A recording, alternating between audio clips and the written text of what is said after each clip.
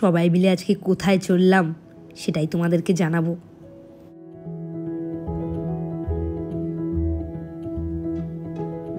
Good morning everyone, welcome back to the channel Roznamcha. আজকে ঝনকের শরীরটা মোটামুটি ঠিক আছে, কিন্তু কালকে ওই 4টের পর থেকে 4টে সাড়ে 4টের সময় যে খেলো তারপর থেকে আর কিচ্ছু খায়নি। রাত্রিবেলা এসে কিচ্ছু খায়নি, আমি জোর জবরদস্তিও করিনি, তার কারণ খাওয়াতে গেলে এমনি শুধু শুধু চেঁচামেচি হবে, ও তো খাবে না, বুঝতেই পারছিলাম শরীরটা একটুখানি ম্যাচ করছে, তো ছেড়ে দিয়েছিলাম। ভাবলাম দুধ খাবে, রাত্রে দুধও খায়নি, এই সকালে উঠে একটু দুধ খেলো এখন। আর চারিদিক থেকে চিৎকার চেঁচামেচি শুনেই বুঝতে পারছো সেই ব্লগটা শুরু করেছি অনেক দেরি করে। তার একটাই কারণ, আজকে সোমবার, কিন্তু আমি স্কুলে যাব না। আসলে ঝনকের জ্বর বলে তো ঝনককে স্কুলে পাঠাবো না। আর আমারও আজকে স্কুলে তেমন কাজ, যেই ক্লাসের ক্লাস টিচার সেই ক্লাসের আজকে ছুটি, ওই জন্য আজকে আমি স্কুলটা যাব না। আজকে বিকেলবেলা আমার পিস্তত দাদার ছেলের মুখে ভাতে যাওয়ার কথা, সকাল থেকেই যাওয়ার কথা ছিল, কিন্তু ঝনকের শরীরটা যেহেতু খারাপ, ওই জন্য ওকে নিয়ে তো আর যাওয়া সম্ভব না। আর রাকেশের অফিস আছে, রাকেশেও যেতে পারবে না, ফালতু ওকে একা টেনে হিচড়ে নিয়ে যাওয়ার দরকার নেই। গরমের মধ্যে দৌড়োদৌড়ি করে আরও শরীর খারাপ হবে, তার থেকে সকালটা বাড়িতে রেস্ট নিক, সন্ধ্যেবেলা ওখানে যাবো আর তোমাদের সাথে শেয়ার করবো কি হলো। দেখতে থাকো ব্লগটা, সারাদিন কি করি। ঝনক ঘুম থেকে উঠেই মিকি মাউসের এটা নিয়ে আবার লেগে পড়েছে, ওর গিফট নিয়ে।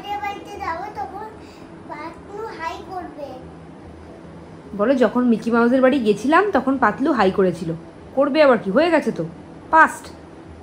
বলে যখন আমি মিকি মাউসের বাড়ি গেছিলাম তখন পাতলু আমাকে হাই করেছে। যাবো না, গেছিলাম কালকে তো চলে গেছিল, আজকে তো আর মিকি মাউসের বাড়ি যাবে না, আজকে শিবাঙ্গিনী দিদির বাড়ি যাবে।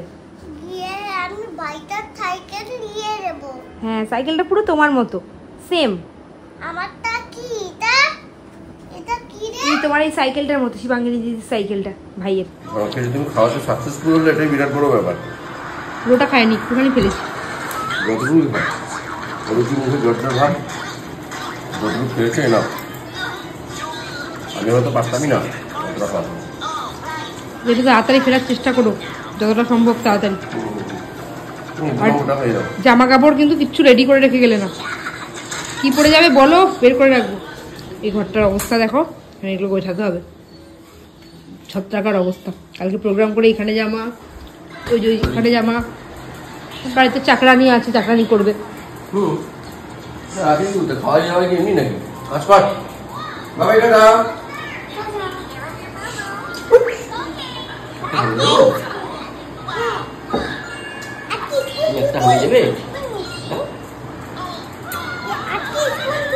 না ছুটি না। ঝনকের তো আজকে স্কুল ছিল, কিন্তু ওকে পাঠালাম না, তার কারণ ওর শরীরটা খারাপ আর আমারও স্কুলে যাওয়ার দরকার ছিল না। এই দুটো কারণ মিলিয়েই ওকে আজকে পাঠালাম না। আর ব্যাস, রাকেশ এবার অফিস চলল। ঝনককে অনেক কষ্টে এবার হোমওয়ার্ক দিয়ে বসিয়েছি। আজকে হোমওয়ার্ক দিয়ে বসানোর মতো ওর সিচুয়েশন নেই, কারণ শরীরটা একটু ম্যাচ করছে, নাক দিয়ে জল পড়ছে। এই বোর্ডটা দিয়ে বসিয়েছি, নতুন বোর্ডটা দিয়ে। আর শিব ঠাকুর ওর খুব ফেভারিট ঠাকুর। ঝনক, এটা কি ঠাকুর? ও কিন্তু সব জানে। আচ্ছা তুমি এখানে রাখো, একটা জিনিস জিজ্ঞেস করি, এই সাপটার নাম কি? মাথার মধ্যে কি আছে? হ্যাঁ, হাতে ভেরি গুড, সব জানে ঝনক বুড়োটা। এখন ওকে ওই যে হোমওয়ার্ক করাচ্ছি, একটা খাতা শেষ করেছি এতক্ষণে বসে, এই ওটা লিখিয়েছি। এই দুটো খাতা কমপ্লিট করলেই হয়, আজকে আর বেশি চাপ দেবো না। বাহ, শিব ঠাকুরকে মাথায় নিয়ে উঠে। আচ্ছা তুমি এটা কাউন্ট করো দেখি, এই সার্কেলগুলো কাউন্ট করো। 1 2 3 4 5। ওরে বাবাজি, এবার দেখি সরে যাও, একটু পেছনে সরে যাও, আমি আরেকটা বের করি। আরেকটা কাউন্ট করতে হবে তো, এটা কাউন্ট করো দেখি। 1 2 3 4। আচ্ছা এইটা কটা? 1। Very good. হ্যাঁ, আর এখানে কটা ফ্লাওয়ার আছে? 1 2। ভেরি গুড, ঝনক সব শিখে গেছে। ঝনক কি লিখবে?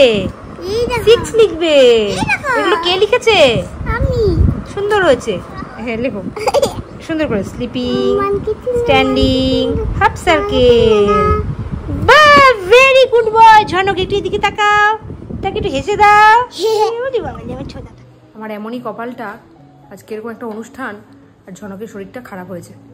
কালকে তো জ্বর ছিলই, প্রথমে তো ভাবলাম যে জ্বরটা কিসের থেকে এসছে বুঝতে পারছি না। একটু আগে পটি করলো, পাতলা সেই এতদিন ধরে এইসব করে করে ঠিক হলো, সবে পেটটা ঠিক হলো, আবার যেই কেসে কাল থেকে জ্বর, পেট গরম হয়। সেই জ্বরটা মারাত্মক না হলেও ভালোই আছে, গাটা গরম গরম। তারপরে রস তো খেতেও খুব পছন্দ করে, ফলের রসটা দিলাম, একটু খেলো, খেয়ে হড়াহড় করে বমি করে দিল। মানে ওকে নিয়ে যে কী করে যাবো আজকে, ভালোই লাগছে না যাওয়ার, কোনো মানে মুডই নেই যাওয়ার। একটা অনুষ্ঠানে যাবো যে একটু আনন্দ, কিচ্ছু নেই। ওর শরীরটা কেমন থাকবে সেই নিয়ে চিন্তা করে যাচ্ছি। দেখা যাক, এখন একটু ভাবছি পেটে তেল জল মালিশ করে দিই, আর সমানে ওআরএস খাওয়াতে থাকি। ওআরএসটা আবার খেতে চাইবে কিনা সেটা সন্দেহ আছে। ওআরএসটা গুলে নিয়ে একটু সামান্য ফ্রিজে রেখে, মানে ওই 2-3 মিনিট বা 5 মিনিট, যাতে একটু হালকা গরম ভাবটা কেটে যায়, ওরকম করে খাওয়ানোর চেষ্টা করি। নাহলে কিছু তো পেটে থাকতে হবে। কালকে দুপুরবেলা 4টের পর থেকে তো কিচ্ছু খায়নি, আজকে সকালে একটু খাওয়ালাম, সেটাও দিল বমি করে অর্ধেকটা। ঝনকের শরীর খারাপ তো কি হয়েছে, ও কিন্তু তাও নিজের গান করা থেকে বিরত থাকেনি। শোনো ওর গানটা আজকের। শনিবার ভাল লাগে না, রবিবার ভাল লাগে না, বুধবার ভাল লাগে না, ভাল লাগে না, ভাল লাগে না, ভাল লাগে না। শরীর খারাপ বলে ভাল লাগে না? শরীরটা খারাপ, ভালো লাগছে না? না, তাই আমার স্কুলে যেতে চাইছে না। তাই জন্য স্কুলে যেতে চাইছো না? না। আচ্ছা, মুখে হাত দিও না। আমার এখন ভিতর করে দুঃখ। তোমার স্নান তো সেই সকালেই হয়ে গেছিল, তাও আমি এখন পেটে তেল জলটা মালিশ করেই দিলাম। আর এবার ওকে আমি দেব এই ওআরএসটা, দেবো মানে আর কি দেওয়ার চেষ্টা করব। যখন ঝনক ছোট ছিল তখন সব ব্যাপার নিয়ে এত জ্বালাতন করতো না। গরমকালে দুপুরের দিকে আমি ওকে 1 বোতল করে ওআরএস খাওয়াতাম, কোনো ডিস্টার্ব করতো না। আর এখন বড় হয়ে এত দুষ্টু হয়ে গেছে, এই ওআরএস খাওয়া নিয়ে বাড়িতে রীতিমতো যুদ্ধ চলে।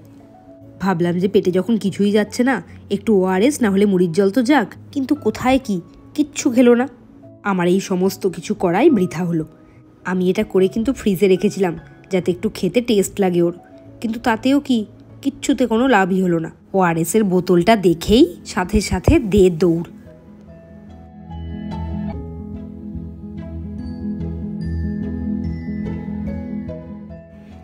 কিছু খাচ্ছে না বলে সেরকম শরীরটা খুবই দুর্বল, ওই জন্য ঘুমিয়ে পড়েছে। আর দুপুরবেলা কিছু খায়নি বললেই চলে। গায়ে তখনও হালকা হালকা জ্বর ছিল। আমাদের জ্বর হলে দেখো না, মুখে কোনো রুচি থাকে না, ওরও সেই সেম অবস্থাই হয়েছে। কি আর করবে, এটুকু বাচ্চা তো কিছু বলতে পারে না, আমাকেই বুঝে নিতে হবে আর কি। সন্ধে বেজে গেছে 6টা, এবার রেডি হব। আর আজকে দুপুরটা পুরো জেগেই কেটে গেল। ঝনক একবার কাঁদছে, ভাবছি এই বুঝি বমি করে দিল। তারপরে এমন দুষ্টু, ওআরএস খাওয়ার নাম শুনলেই সে ওআরএস খাবে না বলে বলছে ভাতও খাবো, ওআরএস খাবো না। তারপরে 4:30টার সময় নিচে গিয়ে আবার ভাত নিয়ে এলাম ওর জন্য, একটুখানি কোনো রকম খেলো, খেয়ে দিয়ে এখন সে ঘুরে ঘুরে বেড়াচ্ছে সাইকেল চালিয়ে। আমি আগে রেডি হয়নি, রাকেশ এখনো ফেরেনি, এবার ঝনককে পরে রেডি করে, কারণ রেডি করলেই ঘামবে। যদিও জ্বর হয়েছে, ঘামটা খুব একটা হচ্ছে না, জ্বরটা হালকা হালকাই আছে। পেট গরম থেকে যে জ্বর আমি বুঝতেই পারছি, পেটের জায়গাটা একেবারে আগুনের মতো গরম, মারাত্মকভাবে পেটটা গরম হয়েছে। এবার রেডি হয়নি। আজকে তো আমরা নিজেদের গাড়িতে যাব না, যাব বাবার গাড়িতে, ওই জন্য টাইম দেখছি আর রেডি হচ্ছি। রাকেশ তখনও অফিস থেকে ফেরেনি, আমার তো খুব টেনশন হচ্ছে, ও কখন ফিরবে, কখন একটু ফ্রেশ হবে, তারপরে রেডি হবে। আর বাবা তো টাইমের ব্যাপারে একেবারে পাংচুয়াল। 7টা বলেছো তো 7টার থেকে কাটা একদম ওইদিকে যাবে না, এদিকে থাকবে কিন্তু ওইদিকে যাবে না। তাই জন্য টেনশন মাথায় নিয়ে একদম ঝটাপট রেডি হচ্ছি। দাঁড়াও, মুখটাকে এবার একটু ভদ্রস্থ করি। প্রথমে মেবলিনের একটা ফাউন্ডেশন নিয়ে নিয়েছি, আর তার সাথে মিশিয়ে নিয়েছি সেই স্ট্রোব ক্রিমটা যেটা কিনেছিলাম, বেশ ভালোই ওইটা। মানে মুখটা কিন্তু ম্যারম্যার করে না, মুখটা একটু গ্লেজ দেয় কিন্তু।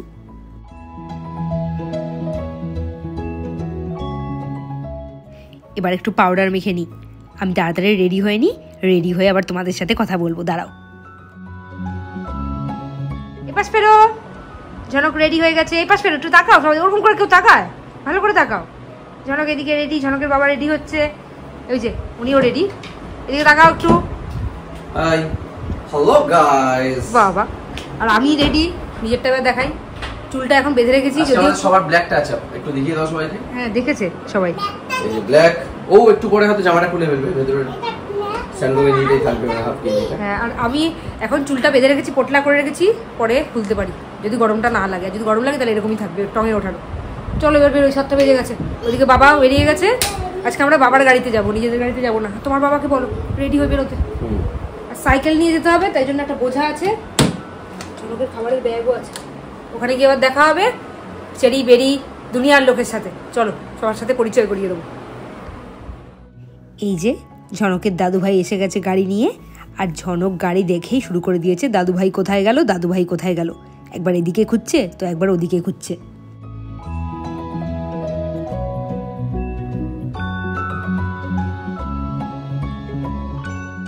শেষমেশ বাবাকে দেখতে পেয়ে বাবার কাছেই ছুটে চলে গেল।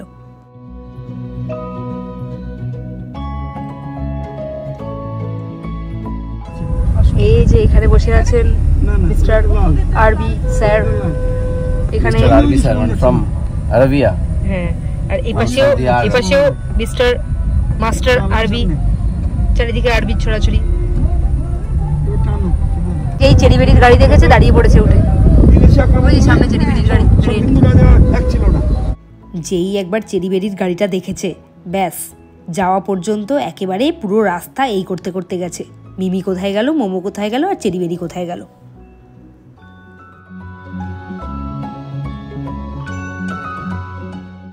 এটাই হলো আজকে আমাদের ভেন্যু। চারিদিকটা এত সুন্দর বেলুন আর লাইট দিয়ে সাজানো, তোমাদের সাথে শেয়ার না করে পারলাম না।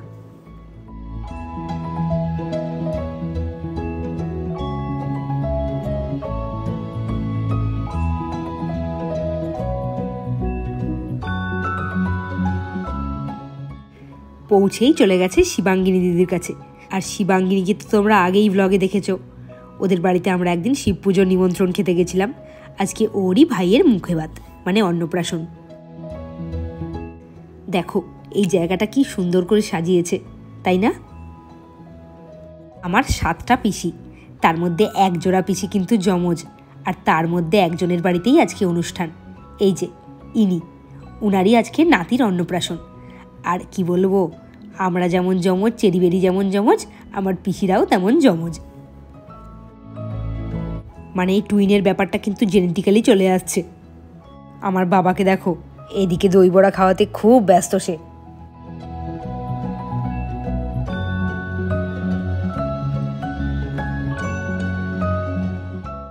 ঝনক আজকে সকাল থেকেই করছিল চেরিবেরির কাছে কখন যাবে, মোমো মিমির কাছে কখন যাবে।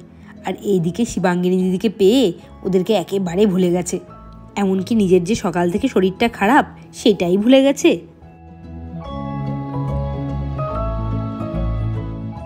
গতকাল তো ঝনক মিকি মাউসকে দেখে খুব আনন্দ পেয়েছিল, আর আজকে দেখো গোপাল ভাঁড় আর ওইদিকে চার্লি চ্যাপলিন। বাবা, কালকের মতো আজকেও সে হ্যান্ডশেক করে নিয়েছে এদের সাথে।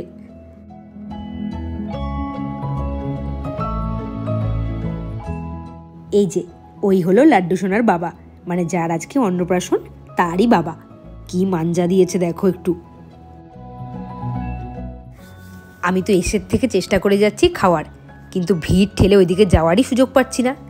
এবার যেমন করেই হোক ঠেলে গুতিয়ে যাবই যাব, আর খাবই।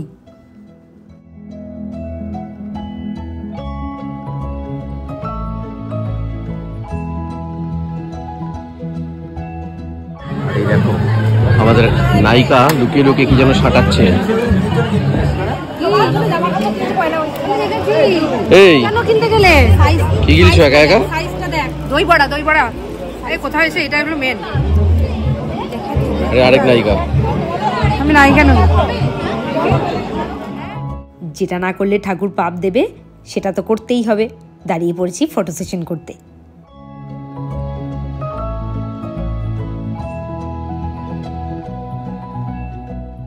ও বাবা, এবার তো চেরিবেরিও দাঁড়িয়ে পড়েছে, দুটোকে দেখো।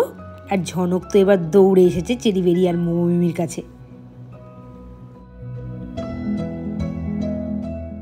এই যে উনার জন্যই আজকে এত বড় অনুষ্ঠান, কিন্তু উনি তো ঘুমিয়ে কাদা, বুঝতেও পারছেন না উনার জন্যই এত বড় আজকে আয়োজন।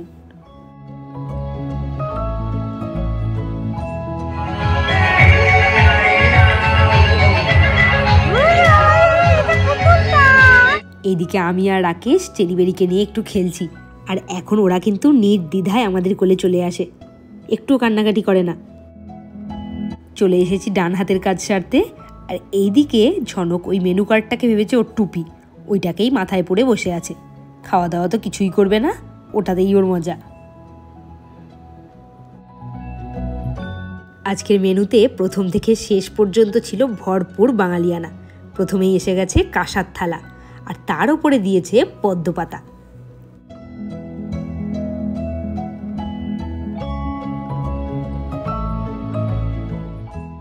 এদিকে বেরি কিন্তু আমাদেরকে বলতে এসেছে, তোমরা ভালো করে খেও, কিন্তু কোনো লজ্জা পেও না। সবাই পজ করে মেনু কার্ডটা একটু পড়ে নাও। আমার তো এই সমস্ত কিছু মাথার ওপর দিয়ে গেছে, আর বেশি মাথা ঘামাইও নি। যখন মেনুগুলো এসেছে সামনাসামনি তখন দেখেই বুঝে নিয়েছি, মেনু কার্ড দেখে কিচ্ছু বোঝার চেষ্টা করিনি। এই হচ্ছে আমার বাবা, তার সাথে তো তোমাদের খুব একটা দেখা হয় না। ভাতে ঘি পড়লো, মেনুগুলো একটু অন্যরকম। কাঁসার থালা, প্রথমে সাদা ভাত, তার মধ্যে ঘি। আর মেনু কার্ড দেখে আমরা কিছু বুঝতে পারছি না। ঘিয়ের পরেই পাতে পড়ে গেছে একেবারে গরম গরম ইলিশ মাছ ভাজা। তোমরা হয়তো শুনলে আমাকে পাগল ভাববে, কিন্তু আমার খুব একটা প্রিয় না ইলিশ মাছ। ওই জন্যই আমারটা রাকেশকে দিয়ে রাকেশেরটা আমি নিয়ে নিলাম। আমারটা একটু বেশি বড় ছিল।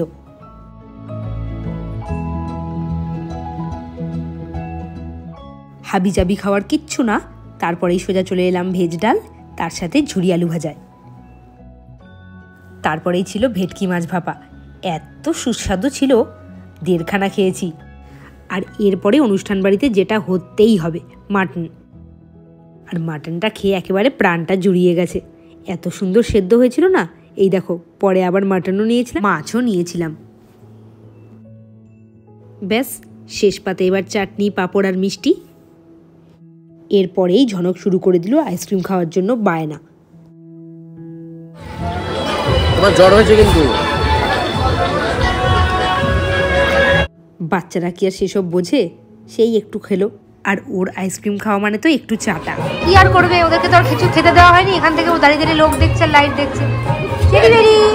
দুজন দুটো একরকম জামা পরে কি কিউট হয়ে দাঁড়িয়ে আছে দেখো।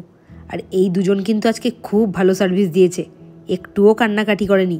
আর আমাদের কলেজে কান্নাকাটি করেনি সেটা তো তোমাদেরকে দেখালামই। চেরি কিন্তু এদিকে গানের তালে তালে বেশ নাচছে। এই যে ইনি হলেন আমার ছোট পিসি। আর রাকেশের গল্প করার ধরন দেখো, হাতে একটা আইসক্রিম নিয়ে। নিজের ভাগের আইসক্রিমটা কিন্তু খাওয়া হয়ে গেছে, এটা কিন্তু সেকেন্ড।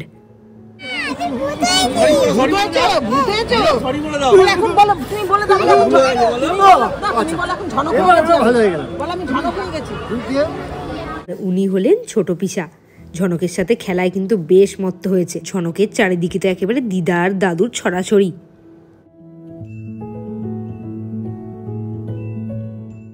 ওই হলো শিবাঙ্গিনীর ভাই, ওর নাম লাড্ডু। কি ভালো না নামটা, শুনলেই মনে হচ্ছে খেয়ে নি গাল দুটো ধরে। আর ভালো নাম সৌরাদিত্য। এতক্ষণ তো একেবারে ঘুমিয়ে কাদা হয়েছিল, এবার জেগেছে, বাগে পেয়েছি, কোলে নিয়ে একটু চটকে নি। অন্যদিকে ভাইয়ের সাইকেল নিয়ে দিদি ব্যস্ত। আর ঝনকটাকে দেখো, কোথায় জ্বর কোথায় কি, একেবারে ওর পেছন পেছন একদম আঠার মতো লেগে আছে। আমি ওকে মজা করে বললাম, ভাইয়ের সাইকেল ভাই চড়ার আগেই তুই চড়ে নিলি। তারপরে শেষে ওকে একটু বসিয়েছিলাম সাইকেলে।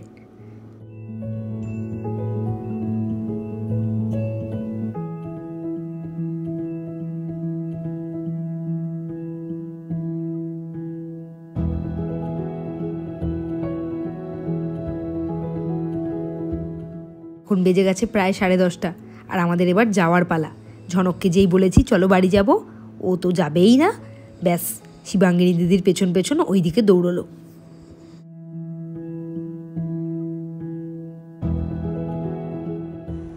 বাড়িতে তো ঢুকে গেছি, ড্রেসও চেঞ্জ হয়ে গেছে। ঝনক ওখানে এক ফোঁটা কিচ্ছু খায়নি, শুধু আইসক্রিমটা 2 বার চেটেছে। এখন বেজে গেছে প্রায় 12টা বাজেনি, 11:30, 11:35-40 মতো। এখন চেষ্টা করবো একটু যদি খায় খেলো, আর না হলে ওআরএস খাওয়াবো, খাইয়ে শোয়াবো। ওআরএসটা খাওয়াতে গিয়েও যুদ্ধ করতে হবে, আমি জানি। দুধটা যদি খেতো তাও হতো, দুধও খাচ্ছে না। তার আজকের মতো গুড নাইট জানিয়ে দিই, আবার কালকের ব্লগে তোমাদের সাথে দেখা হবে। টাটা।